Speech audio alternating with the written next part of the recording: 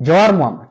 Sabboonummaa har'a namuu Finfinnee keessatti aan Oromoodha baala gizeedha maaliidha jedhee shugguxiidha taa nama asfararraa deemu kanarra quufee namni birrii uummataa saamee jara jalatti gurmaa'ee har'a deemuun kana sabboonummaa har'a jettu kana warroota miseensa ABO ta'anii bosona seenanii sagaltamoota keessaa fachi duraan alatti uummanni guutuun ordinariin uummataa sabboonummaa har'a jiru kana kan ijaare personally Jawaar Mohammad. Ummati kun ummata Amaaraatiif ummata Tigreef saboota sana keessa siyaasa Itoophiyaa keessa hirmaataa turanii warra waggoota dhibbaa main actorii siyaasa Itoophiyaa keessa warra ta'an keessa am one of them akka jettee siyaasa sana keessatti akka hirmaattu kan si godhe Jawaar Mohammad.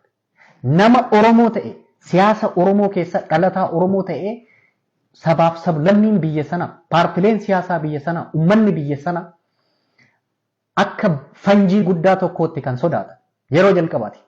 By the way, sagaltamoota keessaaf saddeettamoota keessa qabsoo ture keessatti hooggantoota qabsoo Oromoo paartilee siyaasa Oromoo waan tokkotti hin herreegan warri Tigrees warri Amaaraas. Because they know them. Yeroo jalqabaaf dhalataa Oromoo ta'e sodaatamaan biyya sana keessatti akka waaqa gaditti kan sodaatamu. Hayyummaa isaatiin, dandeettii isaatiin namni sodaatamu biyya sana keessa kan yeroo jalqabaa uummata kana keessaa ba'e Jawaar Mohammad.